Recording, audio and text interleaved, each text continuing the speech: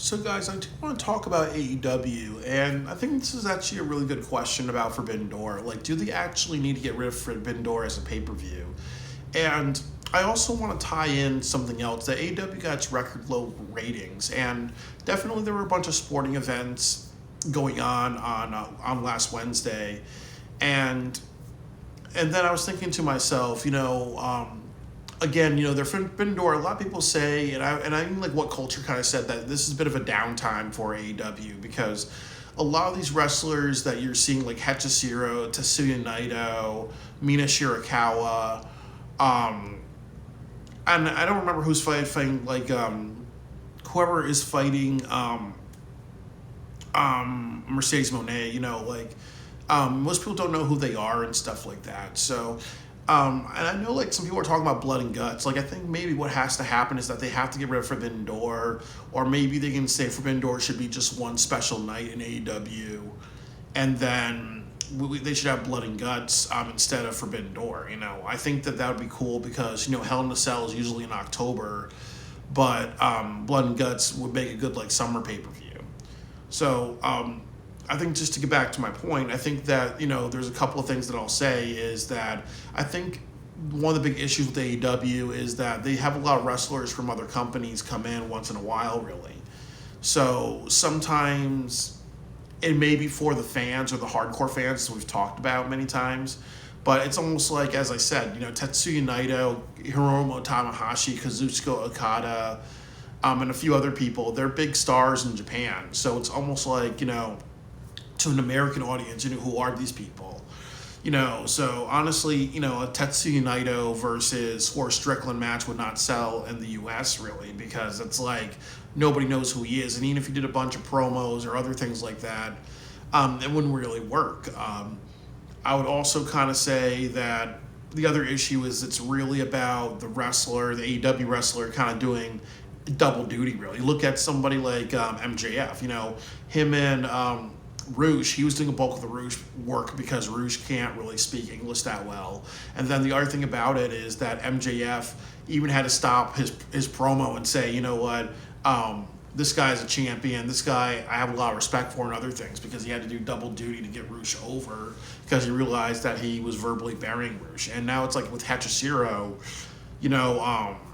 I've not seen one promo between MJF and Hechicero, or I've not seen him put over Hechicero, so it seems like a waste, really. Like, what would happen if you did something like, okay, MJF and the Acclaim versus Kazuchika Okada and the Young Bucks? That would be a good match. To me, that would be the match that you would want. Or if you did Will Ospreay and MJF versus Konosuke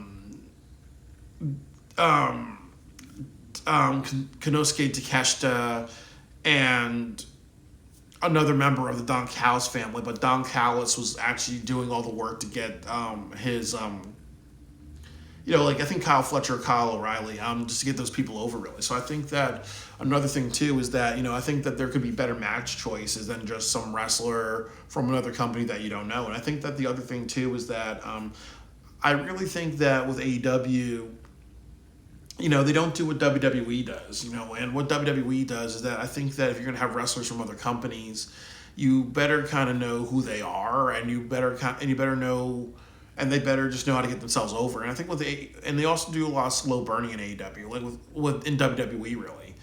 So that's always really, really important. Like, because there's people who don't know who Ilya Dragunov is, but he's been the NXT champion for so long that when he goes to the main roster, obviously there's a hint of who he is. Because otherwise, if he just debuted on the WWE roster without any knowledge, and people are like, oh well, he must be just some Russian. They're trying to imitate Rocky.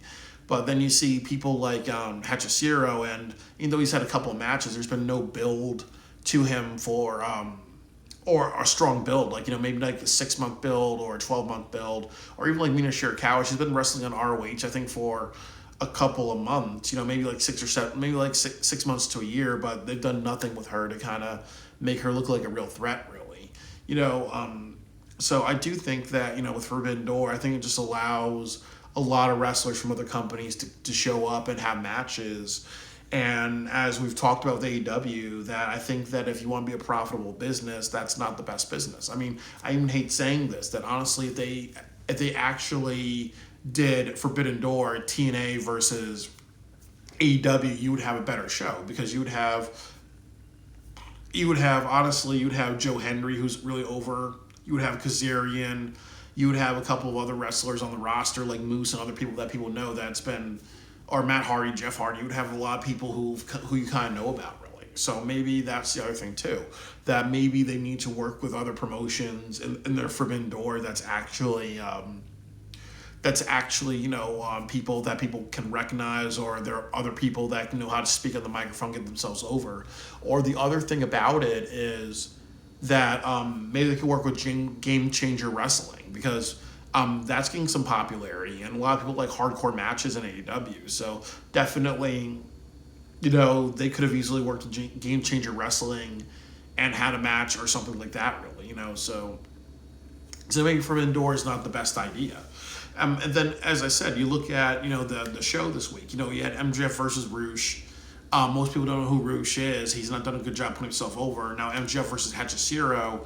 As I said, I really think that if I was booking the show, I would say, okay, have Roosh beat MJF, and have Roosh have like his faction, other people involved, do a post-match beatdown, and then MJF says, okay, we're gonna have a bull rope match, and then there you go. That's what you would do. I would not have Hachishiro versus MJF, because who the hell is Hachishiro? And then you also had Mina Shirakawa and Tony Storm. And Tony Storm's gimmick is getting very repetitive, really. And then again with Mina Shirakawa, as I said, I understand that English is not her first language, but the way she kind of speaks, like her broken English, I think that she's trying to be a little comical with it. And you see that also with Okada, really. So I think with Mina Shirakawa, there's really nothing, there's no pizzazz to her. There's really no pizzazz outside the fact that she puts her arms in the air and she just does that with her titties and stuff like that. Obviously that's part of her modeling style, where I think it's like I forget what it's called, but like her style is just to be cute and sexy. But that's all she does is just. But outside of that, it's really just and Tony Storm does that as well. And like I said before, there may come to a point where some people may be a little offended because it's women sexualizing themselves. There could be women that say, "Oh, well, that's just that's objective. That's you're objectifying yourself." But I don't think that argument's coming up. But that's a potential argument. I do think that there's really nothing special there. If you had, what if you had that wrestler that Mercedes Moné is facing, and then you had Mercedes Moné on the show, really. And then the other thing that I will say is that that with this show, also you had Okada, and same thing too. Like the stuff he did with the Acclaimed was really awesome. But what would have happened if you actually had the Acclaimed have a promo? What would happen if you actually had Tony Khan interrupt the live feed to allow the Acclaim to do that? Because it's getting a little old at the Acclaim. It's getting very old with the Acclaim and their microphone getting cut and all that. So I do think that they could have gotten more ratings if they actually had the Acclaim actually do a controversial rap, because there's a lot of controversial things going on. And what would happen if they talk about the Vince McMahon controversy? What if he said something about the sickos and other things like that? There's a lot of things that you can get out of it. So it's also just not allowing people to do the best that they can on camera. I think the other thing with this show is that I will talk about, I do not like 8-man matches, and again, you had Zack Sabre Jr. and other wrestlers that do a great job in Japan, and it's like, who are these people? So I think that's another big issue with Forbidden Door, is that sometimes it leads to 8-man matches or 6-man matches or 6 versus 6, really, and then it's like, who the hell are these people? It's just a series of actions, so that's not good. And then I think the next thing that I'll say is that you look at your main event, and I would say that I'll consider Will Ospreay a Japanese wrestler, because he's spent a lot of time in New Japan, really. But again, it should tell you something, that they're more concerned about MJF and Will Ospreay possibly becoming a rivalry than Swerve Strickland. And then it's also Juneteenth, and you don't have the show end with Swerve. And like I've said, what would have happened if you put a lot more time into Swerve, really, instead of Will Ospreay, because it's clearly showing that he's not drawing ratings. I think that, as I said, he's kind of really like a hybrid of Kenny Omega and AJ Styles, really. I think that he's just the perfect Dave Meltzer and Tony Khan wrestler. So I do kind of think that, if Ospreay's not really drawing the audience, you really have to have Swerve beat Ospreay, and then you have to kind of make Swerve like the main event from now until Wembley Stadium. That's what you guys got to do, really. And as I said, I think that MJF versus Swerve would be the ideal, really. Or if you do Swerve versus Bryan Danielson, I think that that's where they need to go. But I think they're going to do Ospreay versus Danielson. And like I've said before, that's a bad match. You already had that. So, and I think like for anybody who's watching a wrestling show, I do not like repeat matches or repeat main events. You just had that a few months ago, and didn't like Bryan Danielson almost get like a career injury or something like that.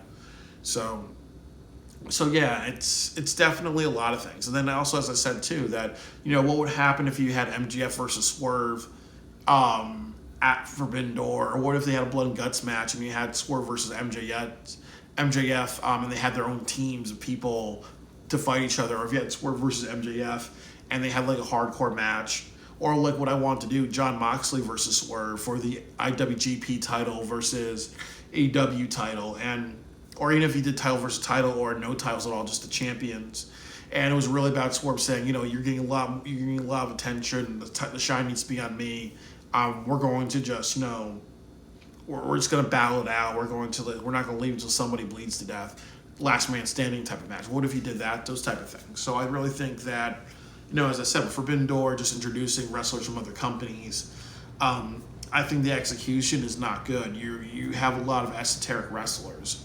And then what if you worked with TNA Wrestling? What would happen if you worked with GCW, because they're starting to get some popularity? And then the next thing that I would say is that what if you had better booking and storylines? Because there's really no storyline between, like as I said, Hechicero versus MJF. There's no storyline between that.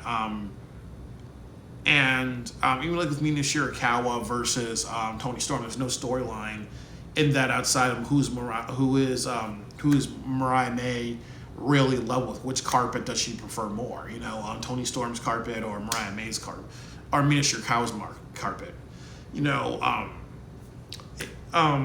Definitely Mercedes Moné is a draw, but what do you get out of Mercedes Moné fighting somebody that you've not faced before? What if there was this big? What if you take somebody like Awesome Kong, who's wrestled on Japan, and Awesome Kong versus Willow Nightingale? What if you did one more match or a retirement match for Kong? Because she never really got that send off. What if we had Awesome Kong versus Willow Nightingale? Because Awesome Kong's a Japanese wrestler. People know who Awesome Kong is. So as I said, I really think that the booking's not that good, but it's like what CM Punk said. I think Tony Khan's going to do what Tony Khan wants to do, and sometimes that could be for better or for worse, or that could just be, even if it's not the best, even if it isn't a profitable idea, he's still going to do what he doesn't care if it's a profitable idea or not. And I think that that's the issue with AEW.